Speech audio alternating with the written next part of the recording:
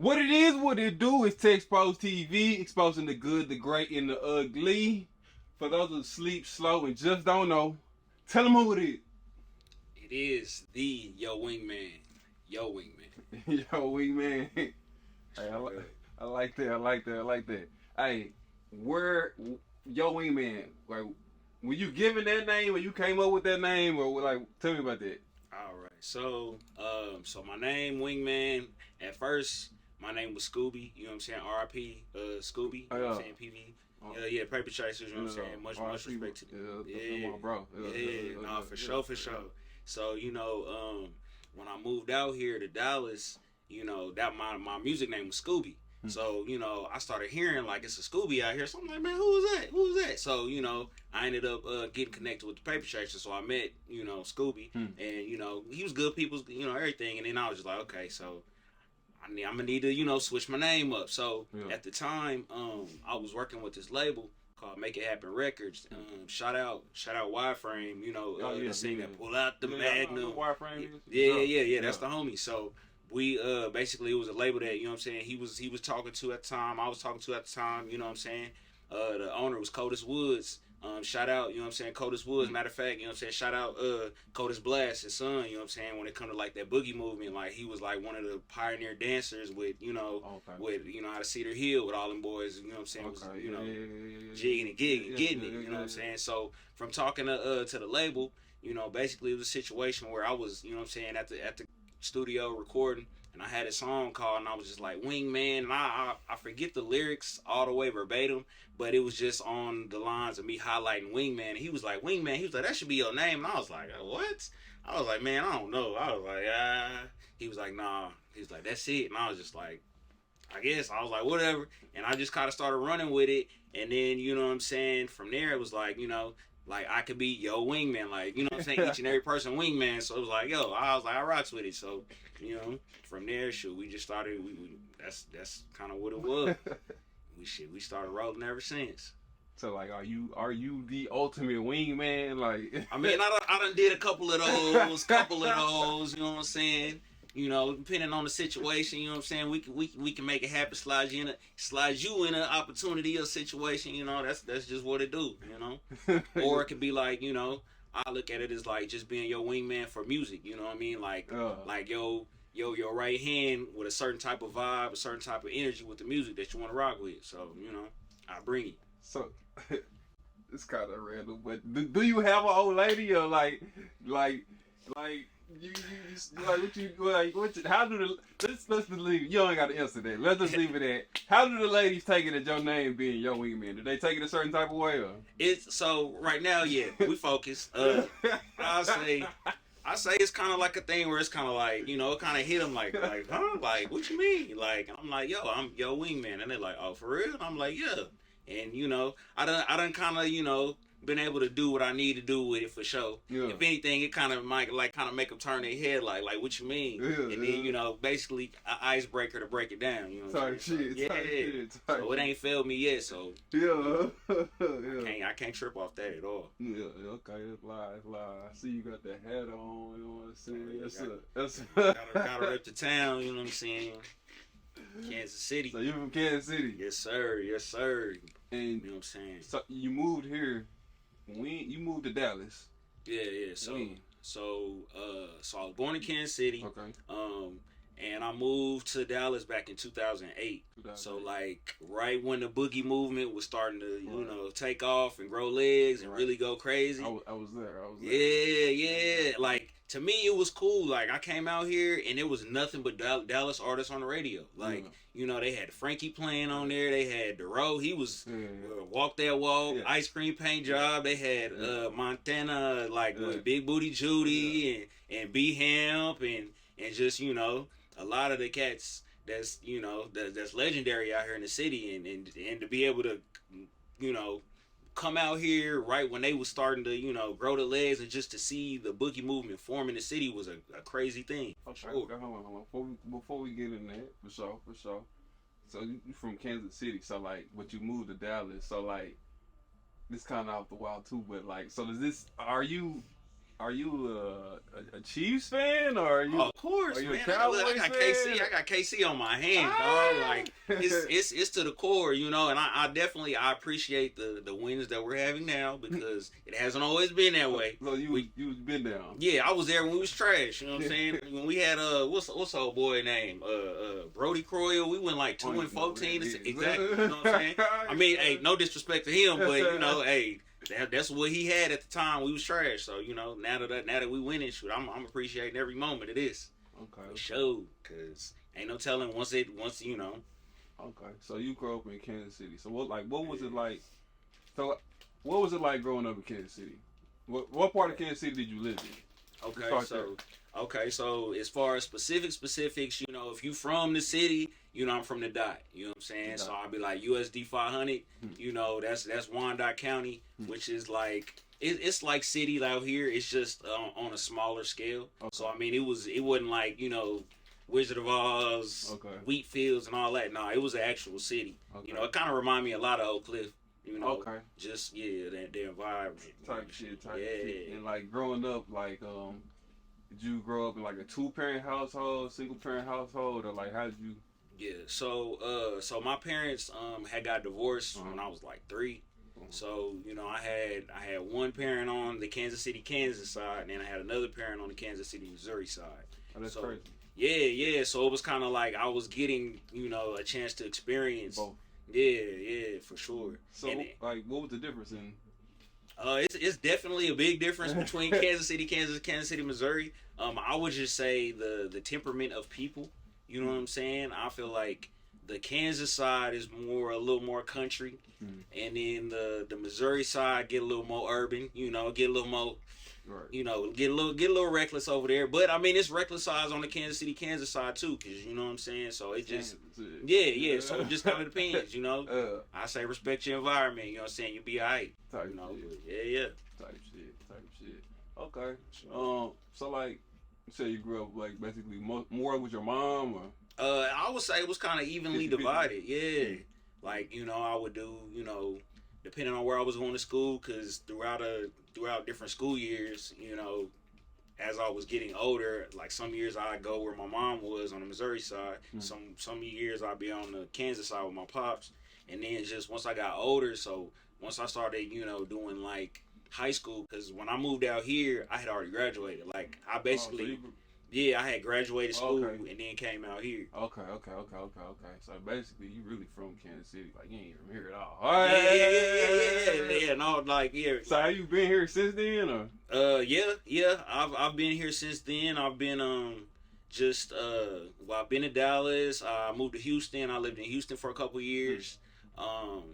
You know, for the most part, I've been in Dallas. I had stayed in Europe for like a few months, you know what I'm saying? So, just, you know, a little bit of everywhere, for real. Okay, like growing up in Kansas City, though, like, did you, like, play sports or, like? Yeah. I played basketball.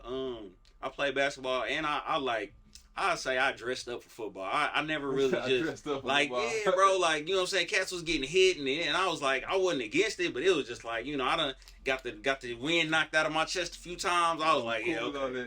Yeah, you know what I'm saying? That Oklahoma drill, it was like, oh, okay. You know what I'm saying? But I definitely, you know, I definitely rock sports. I grew up playing sports. Like I still shoot around, you know, hit up a community center every once in a while, get to shooting around, things like that. If I had time, I would, but shit. Yeah. But you know, hey, you know, we kind of need to just to stay active, so we, you know, keep our bones. I'm just constantly working, so it's like, that part too, though, for sure, yeah. Okay, so like, were you like going to like clubs and shit out there? Like, what kind of music was you listening to out there before like you came here? Yeah. Now, I know a lot of times when people, you know, first thing they hear in Kansas City, they think of Tech Nine, which Tech Nine is legendary. He doped in the mug. Like, that's, you know what I'm saying? That's bro. Shout out Strange Music, too. You know what I'm saying? I work with you know what I'm saying, a few of the artists from there. Shout out Scar the Monster. You know what I'm saying? But I'll say, musically, I feel like Kansas City at that time, then they were more so kind of like a following market. So, I mean, yeah, we we had our local artists like the Rich the Factors, the Messy Marvs, you know, the more of the underground, you know, KC artists, and I'm trying to think of Ecstasy, and it was a lot of, you know what I'm saying, legends. Matter of fact, Irv the Phenom, you know what I'm saying, he's, you know what I'm saying, me and him went to school together. That's a homie, you know what I'm saying. So it's definitely some legendary energy out there. I would just say it wasn't necessarily, it kind of had more of a mid, like a northern sound though. So like, you know, more like a East Coast, and with us being in the middle, a lot of cats from the Bay would come to KC. So like Mac Dre, Fat Tone, like there was a lot of that, you know what I'm saying, West Coast influence in Kansas City for sure. That's crazy. Yeah. So what, like, we all like jamming, like any, like, I know, like, how did y'all see like the Houston wave? Let me just start there. I think a lot of it was just like Southern artists would start to kind of venture out and come visit the city, you know? Because I mean, I feel like, you know, Kansas City kind of is starting to grow its legs now because I know they got that artist Sleazy out there, you know, has been doing his thing. But I would say back then it was just kind of, as far as the South getting connected, I mean, I know like UGK would come out there. I would remember seeing them in events and stuff. But it's just kind of, I mean, with KC being in the middle, it was kind of more so like they would just kind of look to the bigger cities. So like, I know you kind of got to hit a few cities before you get to Houston. So I mean, you know, like like if we was going south, I'd say people would look to Dallas first. If we was going east, I'd say St. Louis, because St. Louis is only a couple hours away or a few hours away. And then, and Chicago's not that far either, so it was a lot of those type of influences, you know. So, like, are the people in, like, Kansas City, like, is it, like, a melting pot of everybody, or is it most people there from there? Like, I feel like now it's turned into a melting pot just with all the Super Bowls and stuff, because, like, I went back and visited, like, a few weeks ago, and I was like, yo, they've been building so much stuff out there. Like, I feel like they building shit everywhere at this point. But I would say back then when I lived there, it was more just you know, everybody knew everybody, you know, kind of a thing where it was, you know, I mean, nothing wrong with people that would, you know, move from outside. Because, I mean, even when, like, Hurricane Katrina happened and all that, you know, we ended up getting our share of that. Yeah, we got our share of New Orleans you know, folks as well. Yeah. So, So, Okay. So, at what point did you start doing music? I would say I wrote my first song. Matter of fact, shout out my fam, Candyman from Cali. He had moved to Kansas from California, and he was already rapping. He was already had motion, you know what I'm saying, on the West Coast. And he like, yo, fam, you know, you want to do music? And I was like, nah. I was like, you know, I mean, I would, you know, at school, you know, beating on the kitchen with a school table, and you know what I'm saying, I was singing in choir. So like at school, I sang, you know, for the mass choir, the chorale, things like that. So I mean, I knew I had the ability to do it. I just never really got into it. And then, like I said, when my cousin moved out, he was like, yo, fam, we finna work on some music. He was like, we gonna write this hook and woo woo woo. And I was like, okay. So shoot, wrote a song with him. That was like the first song I had ever written ever. And from there, it was just like, what age was this? What grade? I was 17. Okay. Yeah, so once I kind of learned about music, what kind of song was it? Song was called One Night Stand. Okay, so, I mean, you know, like that kind of like it was. It's kind of going to like one of my questions. I think I'm gonna say it now. Like it was an R&B song. Yeah. Okay, so like, do you consider yourself an R&B artist, or like, cause you rap and shit? Yeah. You sing and shit. So what do you consider yourself? I look at myself as like a hybrid, because it's just kind of like, you know, I more so go with whatever I feel when I hear, you know, however the music inspires me to go the direction, and I'll just kind of go from there. So I mean, I can't be like, all right, I'm gonna write a rap today, or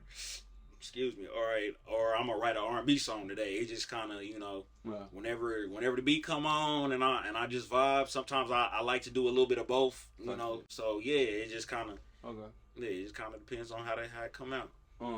So you say your first song was like R&B song and shit. Like, what you do with it? Like, did you like try to push it or like? Yeah. So and at this time, you know what I'm saying, they still had CDs. So you know, we I was there. Yeah. So we did a. You know what I'm saying? The group was called Fam Life way back in the Gap. So we had I'd say 5 or 6 songs, and we printed them up on a CD. Had the CD burner. You know what I'm saying? Got our magic marker. You know what I'm saying? And we basically wrote down our numbers on it, and we went out in the streets and we was passing it out. Yeah. You know what I'm saying? We were just talking to people, man. So, you pick up any traction or? From that music, I would say yeah, because so Tonganoxie is it's like a small city, so the equivalent to here would be like going to like Forney or something like that. You know what I'm saying? So you know what I'm saying, you on the outskirt of the city, and you make a move, make a little, and it's country out there. So I have my cousins. As long as you doing something. You doing something. And I mean, and even in them parts at that time, it wasn't a lot of us over there. So so we hopped in the mix and just started passing our music out, and everybody, they wanted to listen to rap anyway. So we just made it easier for them. So I mean, from there we had got a little traction. Like I know my cousin Kenny, man, he ended up doing their football teams for the high school, like they fight song. That's correct. So so we of course was hitting their parties, and and KU, you know what I'm saying, is right up the street. Your older cousin? Yeah. So he's like your main influence, basically. Yeah, for sure. Like for starting music, to write and things like that. Yeah. How you get into the choir? So with that, so my family is a church background. Okay. So I grew up in the church. It was gonna be one of them. Look, you gonna be an usher. You gonna sing in the choir. You gonna do something. And we was already out there, in the church more than one day out the week. So it was like okay. And I seen what singing did to women. So well, I'll say girls at that time. So what I'm saying. So I hit a couple of notes, and they're like, "Oh, that's you." I'm like, "Yeah, just just a little something." So from there, I got addicted to that reaction. So that's really what made me start singing for real. And from there, shoot, it's just kind of. And when I was doing it in school, it was like that was an easy A, because I'm like, all you got to do is sing a song. I mean, granted, some of them might not have been in English, but hey, it ain't too many, y'all. Yeah. So how's that working for you? that method. Do you use that method of singing to pick up women, or? I would say. Have you used that method? I'll say for sure I've done it before. Yeah. I would say now, nah, just after being in the game for a minute, and just being in a different mental headspace, I don't really look at it as like that. But in my mind, it's like if I want to, I can. I know I can. So it's like don't get it twisted. Like I'll be chilling, but so it's like it's dialed up for sure whenever. But now it's just we just trying to find more genuine situations. So it's like I don't want to. I'll try to look deeper and more in depth into the ladies for that. But, right. Okay. But it has treated me well. Yeah. Oh, did. All right. So boom. You say you. So how old were you when you moved out here to Dallas? So when I first moved to Dallas, I was like, I just graduated, so I was like around 18, 19. Bless you. When you say 2008? Yeah. So were you going to the clubs back then? So yeah. Okay. Let me just ask this. When you moved to Dallas, what part of Dallas did you move to? When I first moved to Dallas, I was living in Lancaster. Okay. And to what you were saying at that time, they had the spots like DMX, Cirque, came at the perfect time. Yeah, that's what I'm saying. Like the city was flowing. It was fluent. You know what I'm saying? And when I first started going to Club Cirque, shout out my bro Josh, shout out my bro Tokyo, shout out my bro Star. You know what I'm saying? We was on stage just hitting that hole. You know what I'm saying? Yeah, them was my brothers, dog. Them my folks, dog. So, you know, we was out there, you know what I'm saying, off the porch with it. And like I said, I just appreciate the Southern hospitality, you know what I'm saying? Because me being an outsider, a lot of folks, you know what I'm saying? How did you take that in? Like, it was a whole nother world, bro. Like, it was culture shock. Like, you know, even coming out here and just seeing, you know, so many different successful African American people just like flourishing and doing their thing. Like, I mean, not to say that there wasn't that in Kansas City, because there was. It was just different type. But yeah, it was just different type of energies, and I was like, oh, this is different. Okay, like, you know, and I definitely it was something that I, you know, had appreciation for, and like I said, just with so many people having that Southern hospitality and like, yo, bro, you new out here, like, let's pop outside, like, you know, and a lot of people, you know, they didn't have to do that, so, you know, I definitely got a respect and a certain type of love for Dallas for sure. So how, like, when you moved here to Lancaster, like, how did you like start meeting people, and like, did you when you did move here, like, were you like automatically start doing music, or did something inspire you to pick it back up, or? Yeah, so I was already, like, when I moved out this way, I was already doing music. So, you know, I was doing shows in Kansas City. I was, you know, doing that whole circuit. Like I said, I had the CD printed up. So, you know, was just outside off the porch with it. Then when I moved out here, it just kind of turned into, it was basically what I did, you know, because at that time, you know, we had MySpace and stuff like that. So I just would hop online and where the open mic nights at, where the open mics at, you know what I'm saying? So I was everywhere from being in Pleasant Grove at Tropics to, you know what I'm saying, downtown at the mansion to, you know what I'm saying, like up north off 75, like, bro, and from there, and like I said, I didn't know none of the areas or nothing, so I'm just like, where's it at?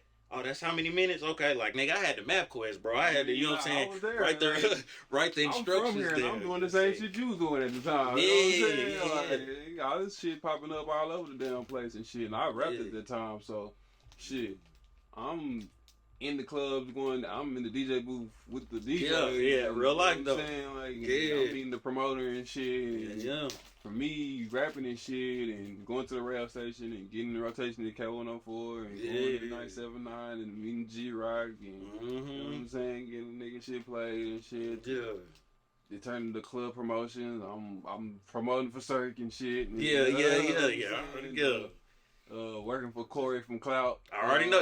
Corey. That's big on me too. Him, J-Rock, man, they had shit on lock out here, dog. Yeah, man. Like, it's crazy. So yeah, you already know. We was in Beamers, dog. We was in Beamers. Nah, facts. You know what I'm saying? The original Beamers. Right. I know they done changed the name like Park Ave or something else. It's headquarters now. Well, see, look, man, look, I knew Beamer. Yeah. Beamers was crazy. Okay. So like, you know, I mean, you was there for Mr. Hit That Hoe, all that. Yeah. So at the time, like, were you working R&B records, or like you rapping, or what you doing? So at that time, I was still kind of just trying to establish my sound, because I mean, like, I had been doing music for maybe a year or so. At that time it was like a couple of years. So I mean, I was still trying to understand the thing of singing and rapping, because they'd be like, you know, I start singing and they be like, dang, bro, or like people would be like, man, we want to hear you rap, bro. We want to hear you sing. So it'd be like, you know, and it was like at that time, you know, trying to be an artist that was appeasing others versus really just doing me, right? You know, but I was still trying to figure it all out. So I was doing probably more rapping. But even with that, like, you know, I would be in South Dallas, you know, I had met Quint Black, you know what I'm saying, at that time with the Shake Them Haters Off, like, you know, shout out to him, like, you know what I'm saying, just being out on the scene, you know what I'm saying, shout out Al Hudson, you know what I'm saying, the old, you know what I'm saying, the legendary cat, or I know, especially since you was outside, you remember Coon, yeah, he was a promoter, him and like Juju, I'm trying to think, bro, but yeah, it's so many people that, you know what I'm saying, that was just really out here just wanting to see the city move. Nah, so shit was just going, bro. Yeah. Like, I don't know, that's before, like, really we had, like, Instagram and shit, and, like, you had to be outside and shit. Yeah. You know what I'm saying? Before the internet took over and shit. Yeah. Like, you know what I'm saying? And I feel like it misses, like the world is missing like a component of a characteristic because of that. You know what I'm saying? Like the fact that you had to get out your house, you had to go somewhere, get yourself together and go meet somebody and look them in their eyes, shake their hand. Different. Like which and I feel like that's why a lot of the, you know what I'm saying, the I don't want to say like OGs, because like we not old, but we, you know what I'm saying, we've been around, so it's like you know, there's just a different level of understanding and respect with a lot of stuff, because it's like, you know, we was there, we had a long way. We had to get outside, so you know. Okay. All right, so like you said, you was doing open mics and shit. You know what I'm saying? Yeah. Like I see you like doing like tours and shit now. Yeah. Like in like doing, you did something like London. Yeah. So with that experience, at the time, so we fast forward, I would say probably about maybe 4 or 5 years. So at that time, I was with MSC gang, so you know, shout out, you know what I'm saying, long live my brother Tristan Dunn, aka Young Street, you know what I'm saying. He was a, you know what I'm saying, a legend in the city. That was my brother, dog. Like, you know what I'm saying, I still be checking, like, you know what I'm saying, for sure. You know, I know some mixtapes with bro and shit. Oh yeah? Yeah. Oh, bro, I feel like I know, cause I mean, and that's even seeing your name, like I know, like, you know what I'm saying, just that song called Tina Turner, bro, and that hoe was pretty. And then we had the original Bobby B song, but that's a whole other story. Yeah. No, for sure. I had a couple songs that, you know, and bro used to be on the tapes and shit. So you know. Yeah. Young Street. You know what I'm saying? Fat Boogie, like, you know what I'm saying? They was my brothers still, you know what I'm saying, to this day. Like, you know, just, you know, we talk, whatever, you know what I'm saying? It's all love. But yeah, so Europe. So at that time, you know what I'm saying, we was all together as MSC gang. And, you know, a situation just kind of opened up for me to where, you know, I seen, you know, a few promoters was doing some stuff out in London. So I was just like, you know what? Just go. And so I didn't really have like a full blown, you know, 6 month or 9 month plan. It was just like, you know what, one life, clearly this is this heavy on my mind to just go. So shit, I just I packed a few big duffel bags, you know what I'm saying, had a few dollars saved up, you know what I'm saying, and I was like, I'm just gonna go out here and figure this shit out. And so, you know, from there, you know, shout out my bro Neil too. You know what I'm saying? At the time, he was playing ball overseas, so I ran into him, got a chance to, you know, tap in with him. He was like an hour outside of London where I was at mainly. You know what I'm saying? He was in Loughborough, you know what I'm saying, doing his thing, or Leicester, you know, working out. But yeah, shit, just, you know, hopping on a plane, getting out there, and just, you know, networking, and pretty much the same thing I was doing here. Like, I looked up a bunch of different places.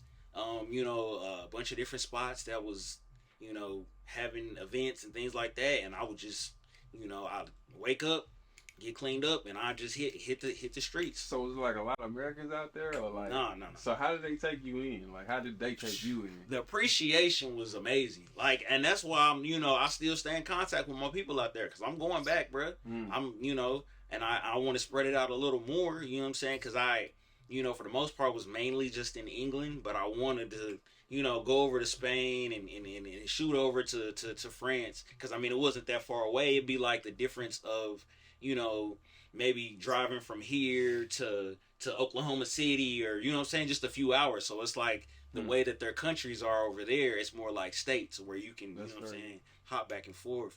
But hell yeah, so but yeah, I'm gonna be sliding back up there, you know what I'm saying, for sure. Gots to, bro.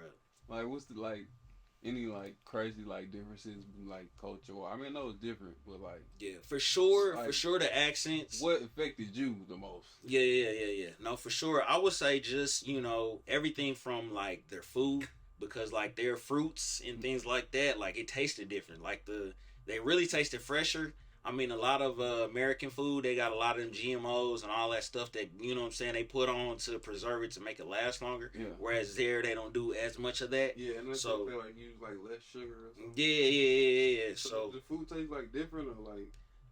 I still say our food hit better just because over there, at least the places that I was at, they didn't really season their food like. Yeah, that too. Yeah, you know what I'm saying? It was more like, you know, we're gonna keep this natural. And I'm like, bro, nigga, where is the old where is the I didn't want to be that guy walking around with hot sauce in my pocket, but a couple times I had to just you know what I'm saying? Like it was like that. So. But, you know, but definitely, no, it was definitely love. You know, it's kind of surprising because I wasn't expecting to be. There was a lot of African, like, so I mean, of course, you know, but I would say definitely the biggest thing was just the accents. You know what I'm saying? Because as soon as they hear you talk, they're like, "Oh, you ain't from here. What you doing out here?" Yeah. So I mean, it was a really easy, you know, quick conversation for sure. And like, how did they like take in the music?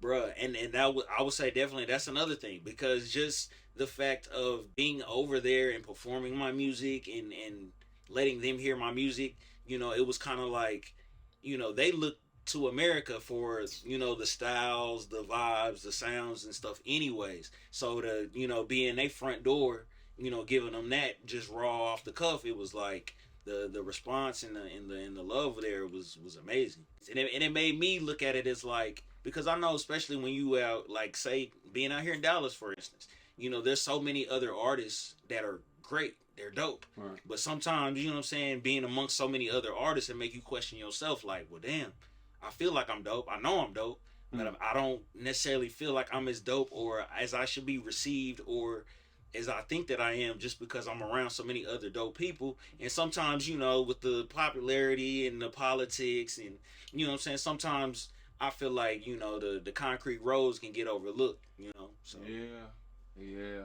And I was just telling somebody on the way here, I was dropping somebody off. He's an artist. Yeah. I was telling him, like, bro, you gotta be a character, bro. Like you have to be. You can be yourself.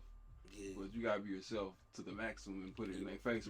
Right. You know, and just getting out of overthinking stuff and you know, trying to be too cool. It's like, bro, just, you know, because I mean, people gonna talk shit anyways. Right. You know, whether you doing something or you not doing nothing. So you might as well do what you want to do, how you want to do it. Because they was gonna talk shit anyway. Just let them watch and make them enjoy the show here. Right. Okay. So like who have you worked with? You tell who else have you worked with out here? Shout out to Paper Chasers, you know what I'm saying? On the bros. Yeah, man. I and definitely praying for Star Izzy too, you know what I'm saying? I heard, you know what I'm saying? Crazy, bro, got shot. Yeah, you know, so sending prayers to him for sure. You know that, but I was gonna say I got a few songs with him. Yeah. From back then. Trying to think who else here. Of course, you know, Young Street, Fat Boogie, Gun Music 40. That's the homie. Yeah, we, you know what I'm saying. Matter of fact, he was, you know, running with us when he was in his Johnny Cage. I was gonna say we in the videos, bro. You can pull it up, shit. I was gonna say y'all can look all this public information. You know what I'm saying? We was outside for sure. So, you know, shout out to him. I know he doing his thing. I talked to him not too long ago. I'm gonna be catching up with him too real soon. So yeah, we got a few joints in the vault. Yeah, I seen him a couple years. Last time I seen him was off at Platinum Music Complex, bro. Yeah, both had studios up there. Yeah, and that'd be the cool thing is just to see, you know, where somebody starts and then just to see, you know, where they go and where they go and things like that. Because I mean, I know like now he producing and everything, and I'm like his beats was cold, like, you know, and even then he was like a hybrid too, you know what I'm saying? Because I was like just with freestyle and all that, I'm like, damn, like, you know, so but yeah, him. I was gonna say, I'm trying to think. I don't know if y'all know Cornelius Beats. Yeah, I know Cornelius. Yeah. So yeah. Okay, so all right, yeah. So you know him. So back when he was doing stuff with Mo3 and all that, like me, Jay Waiters, you know what I'm saying? We were artists under Cornelius at that time. So y'all signed to Cornelius. I don't think. Yeah, we never like officially signed paperwork. No, he was our manager. Huh? He was our manager. He was like booking us shows or you know what I'm saying, we was doing stuff. So like I don't know, so like C Boyd with the, you know, she's so fine. That's my brother. Okay, so yeah, he know. Ask him who Wingman and Jay Waiters is. He gonna tell you like, bro, we was on tour with that nigga, bro. We was going to like Tyler and man, R.I.P. Big Black. You know what I'm saying? You know, we be in there. He picking up girls, putting them on his face, like nigga. We was all doing that shit. You know what I'm saying? That's my brother. Yeah. You know what I'm saying? Him, Benny Price. You know what I'm saying? Lil Price. You know what I'm saying? That's bruh. Like, yeah, that's the folk, man. So shit. I'm trying to think. Cause even I would say like even if I didn't necessarily work with the artist directly, I mean we still was all collaborative. Cause I mean even thinking back to when they had like the Dallas versus Everybody, where they had a lot of the local people that had traction at that time. Everybody was getting together and hopping on the song. Like you could pull that up. The song. You know what I'm saying? The Dallas versus Everybody track. And I mean, and it had everybody from the Yellow Beezies, the Tri-Boy Freddies to, you know what I'm saying? Like everybody was there. So it's just, damn, bro. Like you done did your footwork. Man, 10 times over, bro. Like I done did a lot, bro, and I feel like, I was kind of like, I kind of always played a role as just, not necessarily the background, but I didn't say as much just because I was always, just learning and just trying to understand stuff. Yeah, sometimes, the background the best place to play. Yeah, you're right.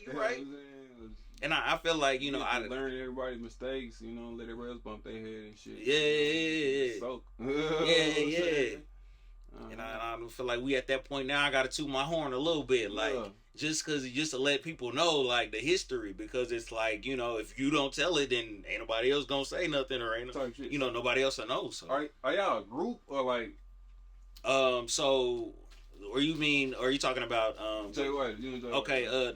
So we were a group. We were in an R&B group. Okay. So when we were heavily doing stuff with Cornelius, we were a group at that time, and our group name was Stallion. Okay. And so it was pretty much we would write our songs. Cornelius, he was a producer too. So and he's still a dope producer. He cold. I'll give him that for sure. I didn't know he made beats though. Yeah, he cold, bro. Like I don't know him like that. I just know him through because All Star Magazine and shit, and I got TexxposedTv. I mean, we always just been like cool on social media or whatever and shit. Yeah. And I just kind of keep up with what he got going and shit. Oh yeah, for sure. Yeah. Nah, we used to be in the house. We was kicking it, with his fam, like we was, shout out to his pops too. His pops real OG, straight up. But yeah, man.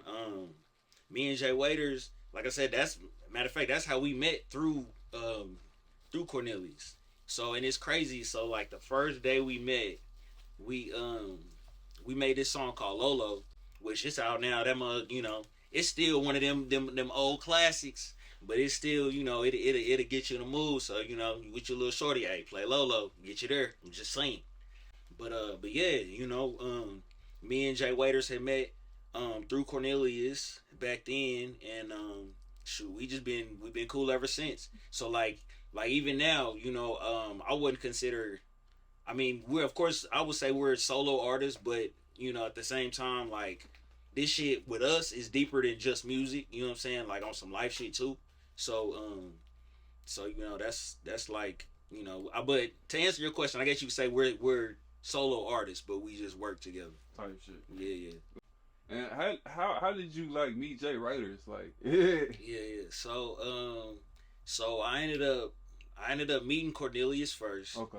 I'm trying to think. I can't even remember how I met Cornelius, honestly. I just remember he used to have a studio over there off 35 in Laurel Lane. You know what I'm saying? It was his pop's building. You know what I'm saying? We like. I'm trying to figure out how to say stuff without saying too much, but it was, imagine like a venue where you could pretty much throw anything. Yeah. And I mean, in, strip poles, it was, you know what I'm saying? So shit went up. That's all. I'll leave it at that. You know what I'm saying? Shout out to the Laurel Land Times. Shout out Samaj too. But yeah, so I had met Cornelius there, and he was like, "Yo, bro, I got I'm in the studio." So I went there a few times, recorded a few tracks with him, and then I want to say like the third time I was there, he was like, "Yo, man, I got another partner, Jay Waiter's finna come through." So I was like, "Oh, okay, cool." He was like, "Bro," he was like, "Y'all should do a song. We should do a song together."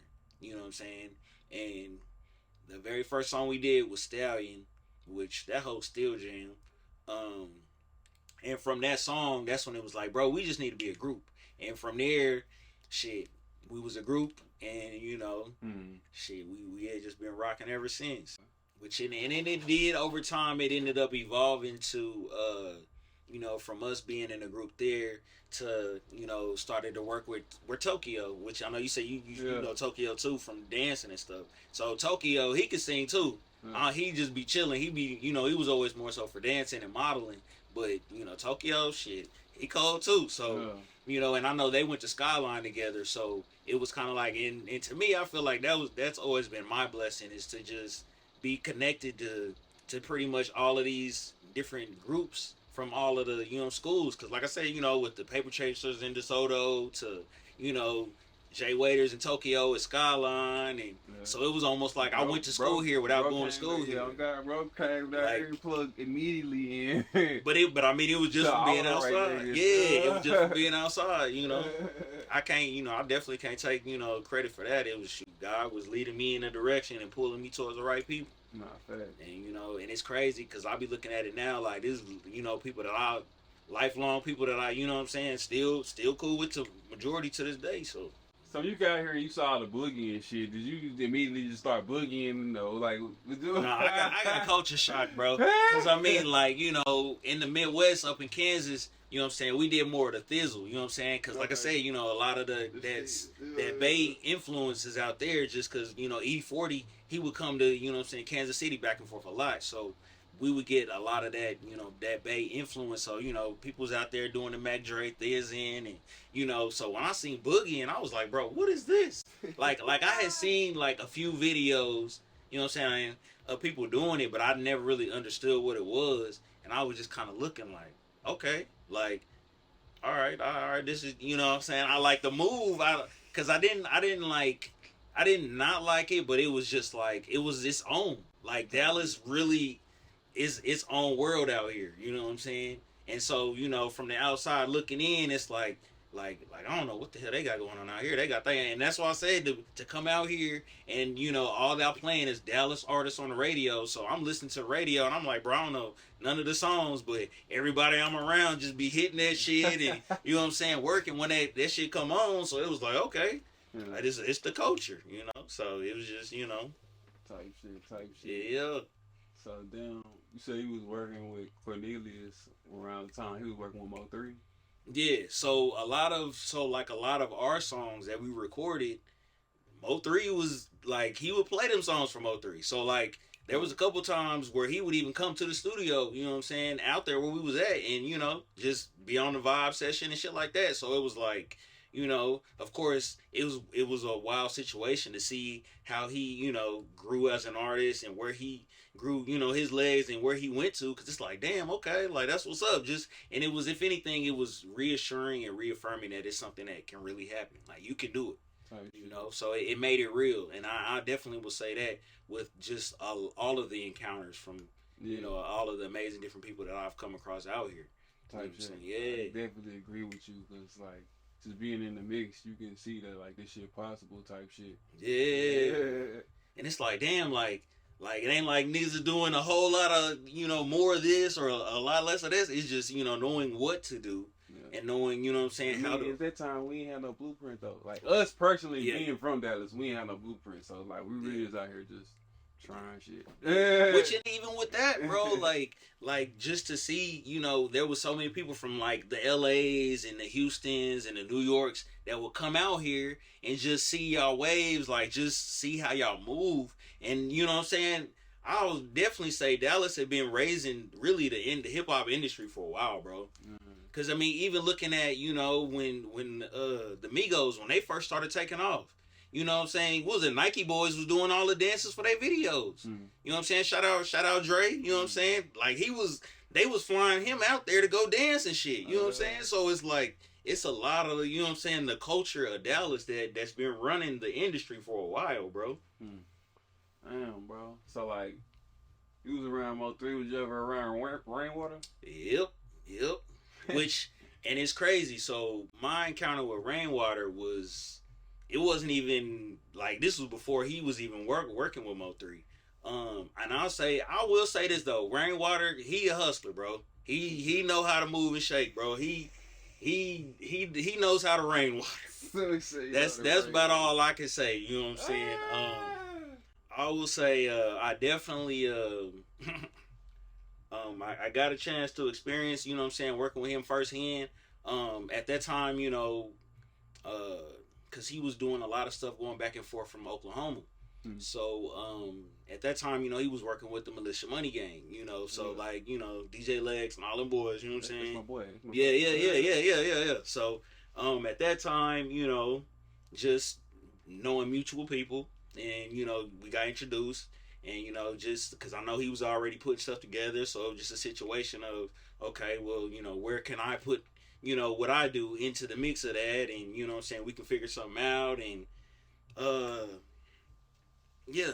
So I look, you know, I definitely, you know, I root the best for everybody, you know what I'm saying? But it was kind of one of them situations where, you know, rainwater. So, you know, but it's all love though, you know. Definitely, for sure. I think So, what you cooking right now, bro? Like, what you like? You finna roll out something? Yeah. So I got a track. I'm you know what I'm saying, I got a video and stuff too. Shout out to K Houston. I'm gonna show that to you. You know what I'm saying? Once we you know. But yeah, I got a new single called Swing. You know. Oh yeah, I heard that. Oh yeah. Respect. Yeah, man. So. Between, you know, working on that, like I said, I got the visual coming for that. I got a project called Up Creek and Downstream, so it's like a 2-part, you know what I'm saying. The Up Creek is gonna be more like the up tempo type, you know what I'm saying, like swing, that mode of swing, and then the Downstream is gonna be more like the R&B, more of the slow jams, you know what I'm saying. You play for your team, you know what I'm saying, and be able to chill out. Working on that. Right now, I got a movie I'm working on as well. You know what I'm saying? Shout out Footprint the Movement. You know what I'm saying? Bringing the funk, that's coming. You know. You writing it? Yeah. We already wrote it. I pretty much wrote majority of it, but shout out, you know what I'm saying, Damo. You know what I'm saying, Mr. Footprint the Movement. You know what I'm saying? We pretty much came together and got it all written out. Like, we done had a few table reads already. You know what I'm saying? We looking to start pre-production in the next few weeks here. So, you know, I was gonna say, you know how to roll. Y'all know how to roller skate? Yeah. Oh, that's all right though. Y'all can still come through. Look, we need you for the movie, dog. So shit, just come through. Yeah, I was gonna say, you definitely get a cameo, man. I appreciate it if you did. So shit, y'all can come through. You know. Damn. So what you writing? You acting in it? Oh yeah. I'll be acting, writing in it as well. You know, writing. I'll be acting in it as well. And like I said, this is just the start of that realm of acting. Like I said, we'll be back on the road. Got some stuff lined up in Atlanta. So I'll be going, you know, shout out Triple D R&B, shout out my bro Tad Nips, real poetry. You know what I'm saying? We was, like I said, we've been touring, man. Had us out there in Alton in Illinois, man, going crazy. So it's love out there. Shout out Ja Ivy out there in Baltimore. You know what I'm saying? Triple D R&B, that's fam too. You know what I'm saying? We just we trying to hit it all, bro. Look, we trying to do Philly this year. You know what I'm saying? Look, I've been trying to call Cotton, man. I'm like, look, dog, let's go ahead and hit it. You know what I'm saying? For sure. But yeah, so shit, we just trying to keep that motion, bro. That's it. Speaking of Cotton, I was talking about Sean Cotton. Yeah. I was talking about, bro, earlier. I was talking to an artist earlier, and I was telling him this nigga was producer for K Breezy. You remember K Breezy? You know, she had a little run and shit, so he was the producer for that Pop That song and shit. I didn't know that. That I didn't know. Cause I know, like, okay, so back when I first met Cotton, you know what I'm saying, he was doing parties. So, you know, like the skate parties, or you know what I'm saying, they call it. I remember that. Yeah. So that was the first initial meeting with Cotton, and from there, then when he transcended to shooting videos and just freestyling, like rappers freestyling and stuff. Yeah. That's, I would say during that time, that's when we had started to get closer. Cause I mean, even then, like, you know, traveling with Cotton, like that was a whole different experience too. You know what I'm saying? So you traveled with him? Yeah. We went to New Orleans. Okay. You know what I'm saying? We was out there with Sloppy Joe. You know what I'm saying? We out there boogieing, like, you know, that's the homie. So. And, but just getting a chance to, you know, see firsthand and get that experience of just, it was almost like interning type shit. Cause I mean, you know, being out there and just, you know, seeing how certain people move, you know what I'm saying, how they operate in different cities, and it's like, oh, okay, and again, it's just kind of one of them things where it just makes it that much more real. Or it's like, okay, I used to like look at it like, damn, how am I gonna do it, or what does that look like, you know? And now it's like, okay, so I see what I gotta do. It's just pinpointing, okay, once I get here, I need to da da da da da da, or you know what I'm saying. So just getting a chance to get that experience, and even with him, you know, seeing him in his humbling beginnings to see where he flourishing now, and it's like, bro, I be so excited, I be turned up, like seeing, you know what I'm saying, your people's win, bro. I get excited, bro. I love seeing that shit, bro. So you know. So it's just like, again, it's just reaffirming, like, you know, you're walking the right path. Even if, you know, sometimes it don't feel like it is, or it feels like, you know what I'm saying, you looking and it's just dark as shit. But it's like, you know, God has a way of exposing you to stuff and letting you see certain things and let you know, like, you deserve the life that you want, and you can get the life that you want. It's just, you know, being patient, but at the same time, just staying consistent and just never going. Yeah. So, you know, it's definitely it's been a ride. For sure. Yeah. So shit. So you finna drop the Swing video. We got 2 projects on the way. Yes, sir. We got the movie on the way. Yes, sir. Loaded. We going Tubi with it? Where we going? Man, look, we already locked in. We for sure, you know, we gonna roll the Tubi. You know, we gonna slide. You know what I'm saying? We got Prime, Amazon Prime, you know, Roku, pretty much, you know what I'm saying, all Roku and shit. So, you know, and we'll even be doing Sundance. You know, so, you know, with film festivals and shout out, you know, a lot of the cast that's already a part of the movie. You know, we pretty much gonna be doing a tour with the movie. So it's like, once we get done with the movie, you know, we're gonna be touring with the movie and the music. So it's just, so come all the way together. Yeah, because like we already looking, you know, at Memphis, Mississippi, you know, and like I said, you know, some of my actors that's a part of the production, you know, that's they stomping ground. So really, we just, okay, that's where you at. All right, well, shit, we finna go here, let them know what's up, you know, go here, you know, and just just keep going, bro. This the first time you ever did like some acting shit, or? Yeah. I mean, I've did like, you know, in school, like, you know, they had like forensics where you do like improv and things like that. So I mean, I did like that a little bit, but I mean, I feel like, you know, to me, acting was always cool because it's like you can just go into, you know, of course you'll still be yourself, but you can be a whole different person and just, you know, everything. So I mean, I think it's definitely an exciting thing and something I'm looking forward into getting into for sure. But yeah, I rocks with it. Bro, y'all boys cooking a lot of shit right now.